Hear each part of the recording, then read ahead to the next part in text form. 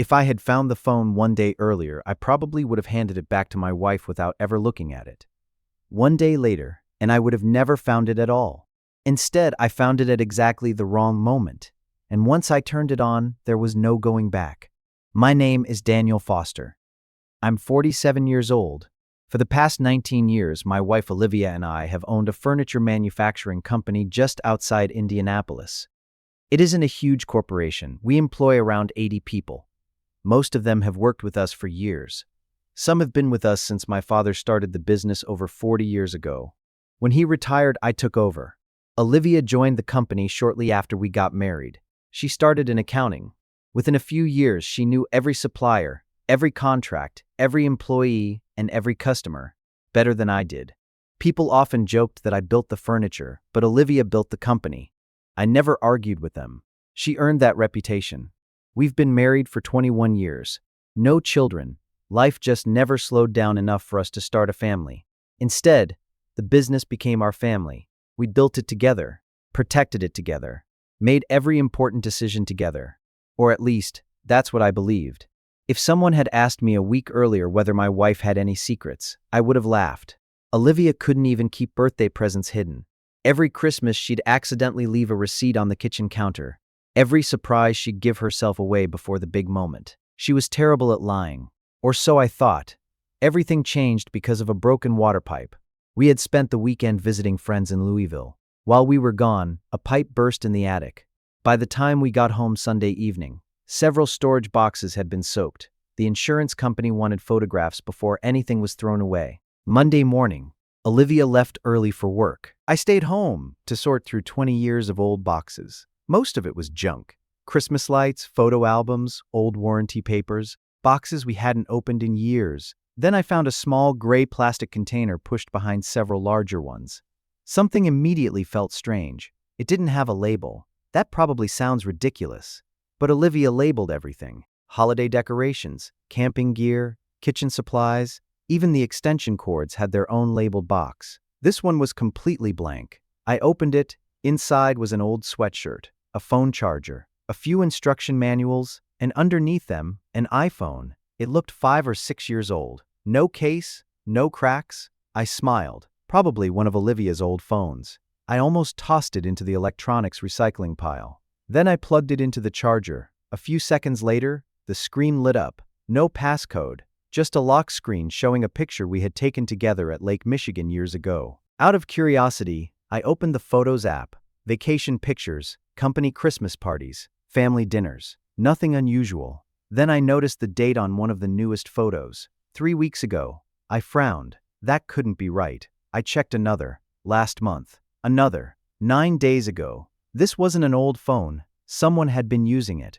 Recently. I checked the battery settings. Last charged. 4 days earlier. I felt the first knot form in my stomach. Olivia already had a phone. The one she carried every day. The one sitting beside her coffee cup that very morning. So why did she need another one? I told myself there had to be a simple explanation. Maybe it belonged to the company. Maybe it was a backup. Maybe, without really thinking, I opened the Messages app. There were no names, only phone numbers. Hundreds of conversations. Actually thousands. The first thread had been active yesterday, while we had been eating dinner together. I opened it. The first message read, "Transfer completed." The reply came less than a minute later. "Received. Same schedule next month."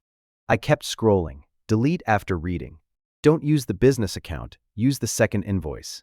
Nothing sounded romantic. Nothing sounded personal. It sounded like business. Cold. Precise. Organized. I checked the date. 5 years earlier. The messages kept going. Month after month. Year after year. Different phone numbers. Same kind of conversations. Invoice approved. Cashier's check received. Friday works better. Same amount as last month. Then I saw a message that made my hands stop moving. "Don't mention this to Daniel." I read it again. My own name. 5 years of conversations. Thousands of messages. And somewhere in all of them, my wife had made sure no one ever told me. I should have stopped right there. Waited for Olivia to come home. Asked her what was going on. Instead, I opened the banking app installed on the phone. It logged in automatically. No password. No verification code. One account. One transaction history. The most recent transfer had been made 6 days earlier. I looked at the amount. Then looked again, because I thought I'd misread it. $48,300. Sent. Not received. I scrolled farther. Another transfer. $31,900. Another $19,450. Another. $12,800. Dozens of payments. Every month. For years. None of those numbers looked familiar. None of them matched anything I remembered approving. I wasn't looking at one hidden transaction. I was looking at hundreds. And in that moment, I became certain of one thing. My wife wasn't hiding another man. She was hiding another life. I didn't tell Olivia what I'd found. Not that day. Not the next one either. People always say honesty is the foundation of a marriage. Maybe they're right. But when you think your entire life might be built on a lie, you don't start by asking questions. You start by looking for proof. The next morning felt painfully normal. We drove to work together, stopped for coffee. She reminded me that I had a dentist appointment on Friday. I reminded her we had dinner with our suppliers the following week. She laughed at something on the radio, reached over and squeezed my hand at a red light. If she was hiding nearly 5 years of secrets, she deserved an Oscar. When we arrived at the factory, she headed upstairs for the weekly management meeting. I walked straight to accounting. Mark Jensen looked up from his computer. He'd been our controller for almost 15 years. If money moved through our business, Mark usually knew about it. "Morning, Daniel. Got a minute?" "Sure." I closed the office door behind me. "I need a report." "What kind?" "Every vendor payment from the last 5 years." He blinked. "That's specific." "I know." "Did the auditors ask for something?" "No, I'm just reviewing old expenses." He looked at me for a moment, then nodded. "Give me half an hour." While he pulled the records, I went back to my office. I opened the second phone again. This time, I wasn't reading messages. I was writing numbers down. Transfer amounts, dates, account references, anything that looked important. 35 minutes later, Mark walked in carrying a thick binder. "I hope you weren't planning on reading this before lunch." I smiled. I wasn't planning on sleeping tonight anyway. He laughed and left. The moment the door closed, I opened both sets of records. The company's payments on one screen, the secret phone on the other. At first, nothing matched. The transfer of $48,300 wasn't anywhere in our books. Neither was the $31,000 or the $19,000. For a brief moment, I actually felt relieved. Maybe the account on the phone had nothing to do with our business. Then I noticed one message I'd skipped the day before. Split into 4 invoices, same vendor. I searched for the vendor's name. There it was. 4 payments, $12,075 each. Different dates, different invoice numbers.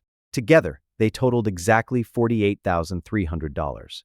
I checked another message. Same pattern. 3 smaller payments, 1 total. Then another. 5 invoices, 1 total. Again. Whoever had done this knew accounting inside and out. No single payment looked suspicious. Each one appeared completely legitimate. Only when they were added together did the pattern appear. I spent nearly 3 hours building a spreadsheet. Every transfer, every invoice, every vendor. When I finally reached the bottom, I just stared at the total. $964,870. Nearly $1 million. Moved so carefully that no ordinary audit would have ever noticed. A knock on the door made me slam the laptop shut. Olivia smiled as she stepped inside. "There you are. I've been looking for you. Everything okay? You skipped lunch." "I wasn't hungry." She frowned. "You always eat lunch." "I've got a lot on my mind." She walked around my desk, kissed me on the forehead. "Don't stay too late." "I won't." She smiled. "I've got one customer visit this afternoon." "What customer?" "Mrs. Evelyn Carter." I searched my memory. The name meant nothing. What did she order? "A dining room set." "Custom." She nodded. "Special request." Then she walked out. Something about her answer bothered me. Not what she said. How quickly she'd said it. The moment she disappeared down the hallway, I opened our customer database. No Evelyn Carter. Not this year. Not last year. Not ever. No order. No invoice. No delivery. Nothing. I slowly reached for the second phone. Opened the Messages app. Used the search bar for the first time. Typed one word. Evelyn. One conversation appeared. I opened it. The latest message read, "Mrs. Carter still refuses cash. Deliver the dining set instead." Below it, Olivia had replied only 30 seconds later, "Make sure Daniel never sees this invoice." I felt my stomach tighten. Not because of the money, because for the first time I knew this wasn't one secret. It was an entire system, and my wife had been running it, right inside our company for almost 5 years. I should have confronted her, That would have been the normal thing to do. Walk into her office, put the second phone on her desk, and ask one simple question. What is this? Instead, I did something I never imagined I'd do. I followed my own wife. That afternoon, Olivia left the office just after 3. She carried a medium-sized cardboard box out of the warehouse herself. That immediately caught my attention. Normally, customer deliveries went through shipping. Managers didn't make deliveries. Owners definitely didn't. She placed the box in the back of her SUV and drove away. I waited about 2 minutes before pulling out of the parking lot. I stayed 3 or 4 cars behind her. The entire drive, I kept hoping she'd lead me somewhere that made everything make sense. Maybe a storage unit, maybe an accountant, maybe another office. Instead, she drove into one of the oldest neighborhoods in the city. Small brick homes, broken sidewalks, old maple trees. The kind of neighborhood where people had lived for decades. She parked in front of a modest white house. An elderly woman opened the front door before Olivia even knocked. The two of them hugged, not politely, not like business associates, like family. Olivia carried the box inside. 20 minutes later, she came back out empty-handed. The older woman hugged her again. This time she was crying. Olivia held both of her hands for a moment before getting back into her SUV. Then she drove away. I sat there another minute, trying to decide whether I had completely lost my mind. Finally, I walked to the front door. The woman answered almost immediately. "Oh, I thought Olivia forgot something." "I'm sorry to bother you. My name's Daniel. I'm looking for Olivia." Her face lit up. "You're Daniel?" I froze. "You know who I am?" She laughed softly. "Of course. She talks about you all the time." That wasn't the answer I expected. "I'm actually her husband." "I know.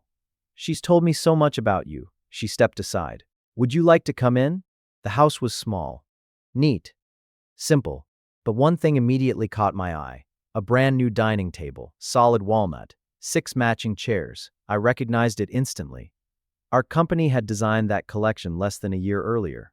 Retail price just over $7,000. "Beautiful table," I said. She smiled. "Isn't it?"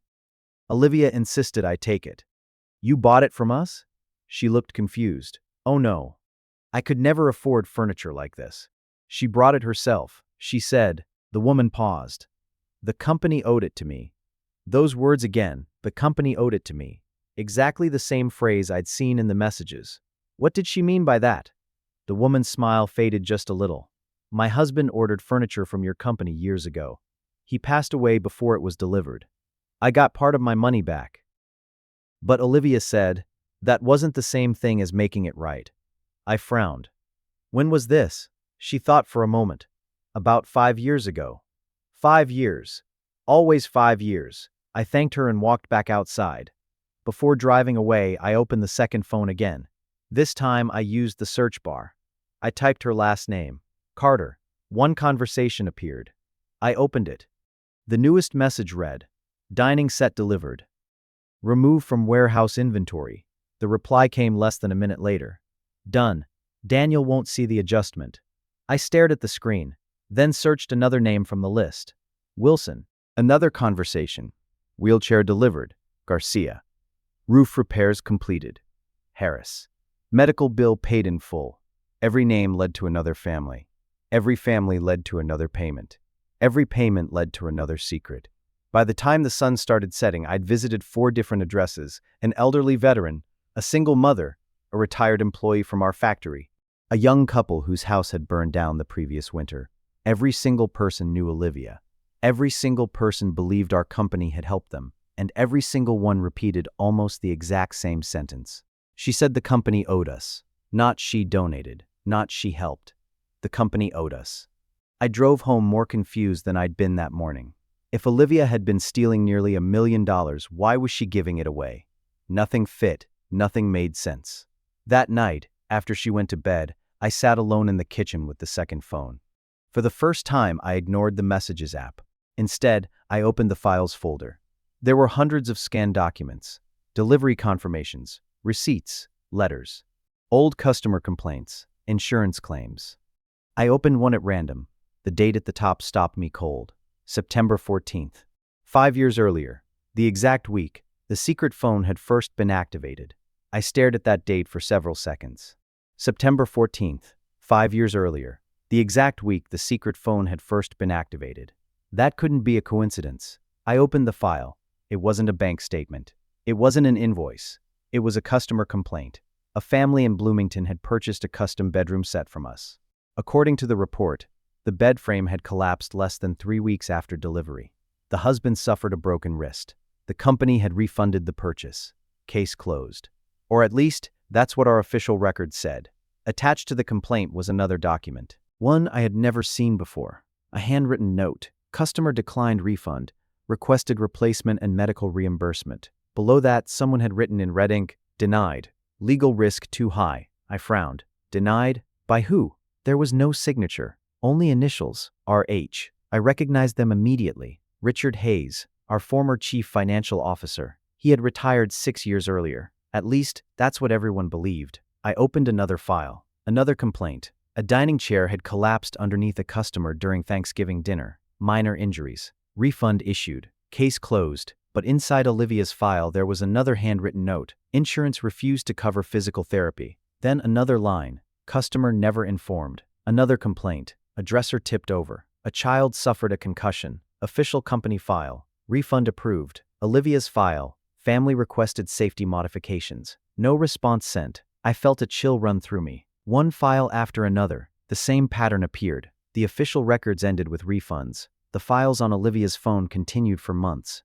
Sometimes years. Letters. Medical bills. Repair estimates. Photographs. Follow-up conversations. Everything our company records never mentioned. I opened another folder. This one wasn't labeled by customer. It was labeled Open Cases. There were 83 names. 83. Some had green check marks. Others had yellow circles. 9 of them had red flags. I clicked the first red one. A house fire. The family claimed a defective entertainment center had sparked an electrical fire. Our insurance company denied responsibility. Case closed. Except, Olivia had continued talking to them for nearly 4 years. There were receipts for temporary housing, furniture deliveries, hotel payments, school supplies for 2 children. Everything paid quietly, without the company's name, without mine. I leaned back in my chair. What was I looking at? A secret charity? A cover-up? Or something even worse? Then I found a folder that wasn't like the others. It contained only one video, recorded almost 5 years earlier. The thumbnail showed Olivia sitting in her office, across from her, Richard Hayes. I clicked play. The quality was terrible. The camera must have been hidden on a bookshelf. Richard looked exhausted. Olivia looked furious. I had never seen her like that. She pushed a stack of papers across the desk. "What is this?" Richard didn't answer. She pushed them harder. "I asked you a question." Finally he spoke. "They've already been compensated." Olivia shook her head. "No, they've been refunded." "That's not the same thing." Richard rubbed his forehead. "If we start paying every medical bill, we'll bankrupt the company." Olivia leaned forward. "Those injuries happened because of our furniture. They happened because of defective hardware. They happened because somebody approved cheaper materials." Richard looked away. Neither of them spoke for several seconds. Then Olivia said something that made my blood run cold. "Does Daniel know?" Richard answered immediately. "No." "And he's never going to?" The video ended. I couldn't breathe. Richard had kept something from me. But so had Olivia. For 5 years. I immediately searched Richard's name inside the phone. 312 results appeared. The first conversation started exactly 5 years earlier. The last one ended the day before he officially retired. His final message was only 6 words long. "You promised you'd never tell him." I stared at those words. Then I noticed something attached below the conversation. A scanned envelope. Inside it was a resignation letter. Not retirement. Resignation. Signed by Richard Hayes. Dated 6 days before the board announced he'd chosen to retire. And in the bottom corner, there was one handwritten sentence. "Daniel can never find out what really happened." For the first time since finding the second phone, I wasn't asking what my wife had been hiding. I was asking what everyone else had been hiding from me. I didn't sleep that night. Every time I closed my eyes, I saw the same 6 words. "You promised you'd never tell him." I arrived at the office before anyone else the next morning. For the first time in almost 20 years, I unlocked Richard Hayes' old office. After he left the company, we'd turned it into a storage room. Old filing cabinets, retired computers, boxes nobody had touched in years. I wasn't even sure why I was there. Maybe I was hoping I'd find something that proved all of this was just one massive misunderstanding. Instead, I found something much worse. One filing cabinet was still locked. Facilities had left the master keys in a maintenance drawer years ago. 30 seconds later, the cabinet was open. Inside were dozens of folders. Most were ordinary financial reports, budgets, quarterly forecasts, tax documents. Then I found a thick binder with a handwritten label, Product Liability. I carried it to the desk. The first page listed every customer complaint involving injuries, not returns, not damaged shipments, actual injuries, broken chairs, collapsed bed frames, dressers that tipped over, shelves that pulled away from walls. I kept turning pages. 31 cases. I only remembered 6. How was that possible? Because every report after page 3 had been marked. Executive review only.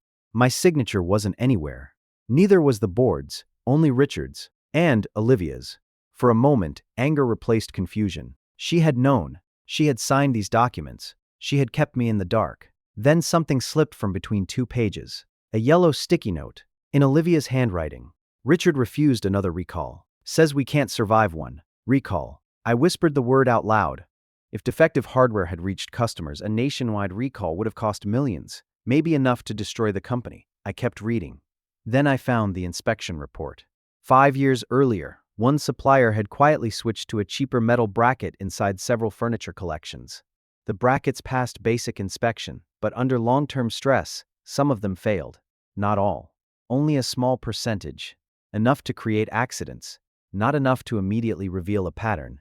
Richard's recommendation was typed neatly at the bottom. Continue replacing units individually. Do not issue public recall. Then came Olivia's response, handwritten across the margin. People are getting hurt. Richard had circled her sentence. Next to it he wrote only 3 words. We can't afford it. I felt sick. Not because of the money. Because I suddenly understood something. The $1 million hadn't disappeared all at once. It had disappeared one family at a time. One hospital bill, one replacement order, one repair, one apology, one secret payment. Over 5 years. Just after noon, I heard a knock. It was Linda, our office manager. Daniel, you okay? I quickly closed the binder. Yeah, you've been in here all morning. She looked around the room. I haven't seen this office open in years. I'm looking through some old files. She nodded, then hesitated. Can I ask you something? Sure. Why are you asking about Richard? I looked up. What do you mean? You called HR yesterday. You requested copies of his resignation. I hadn't told anyone that. I was just curious. Linda didn't answer immediately. Finally, she said quietly, You know, I never believed he retired. That caught my attention. What makes you say that? The day he left. Olivia cried. I frowned. So? I don't mean a little. I mean, I've never seen her like that. She stayed in this office for almost 2 hours after he walked out. I stared at her. Did they argue? I don't know. But when she came out, she looked like someone had just died. Linda apologized for bothering me and left. I sat there another hour, thinking. Then I remembered something.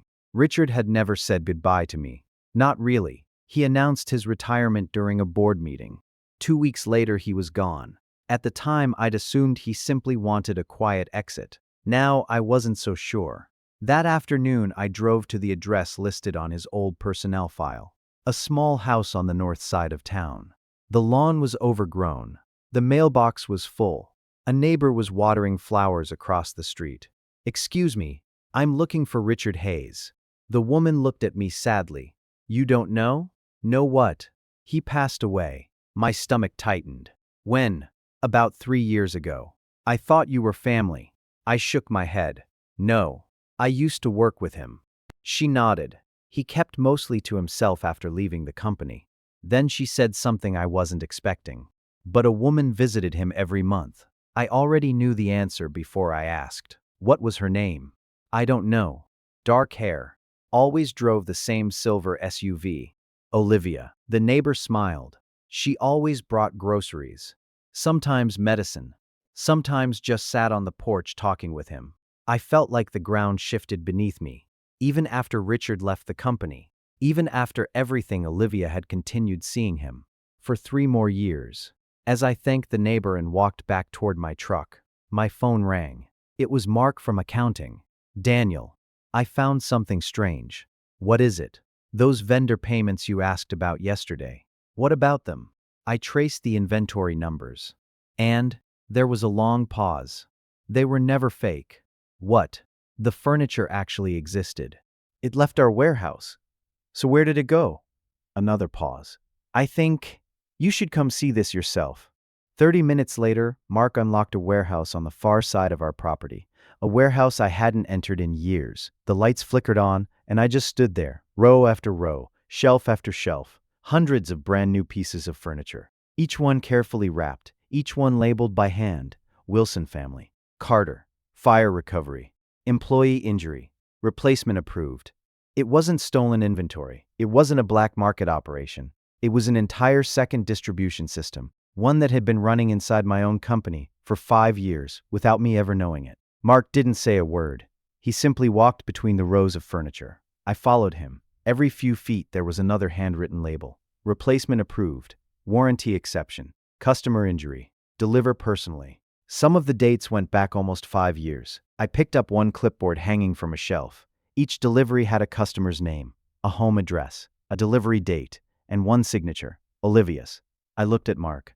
How long have you known about this? He shook his head. I didn't. I knew this warehouse existed. I thought it was overflow inventory. I've never been inside. Neither had I. Not in years. I suddenly realized something that made me feel sick. This warehouse had always been on company property, less than 200 yards from my own office, and I had never once asked what was inside. That afternoon, I drove home before Olivia. The second phone sat on the kitchen table. Beside it, I placed Richard's resignation letter, the product liability binder, and several copies of the customer files. When Olivia walked through the front door, she immediately stopped. She looked at the phone, then at me. Neither of us spoke. Finally, she took a slow breath. So, I know enoughin'. She closed the front door behind her. Didn't try to hide anything. Didn't pretend she didn't understand. She simply sat down across from me. I was wondering when you'd find it. That sentence hurt more than I expected. You knew I would, eventually. You weren't planning to tell me? She lowered her eyes. I wanted to, 100 times. Then why didn't you? She looked at the second phone for several seconds before answering. Because every year, it became harder. I slid Richard's resignation across the table. You lied to me. Yes. You hid almost $1 million. Yes. You created fake invoices. Yes. You kept a second phone. Yes. Every answer came without hesitation. No excuses. No denial.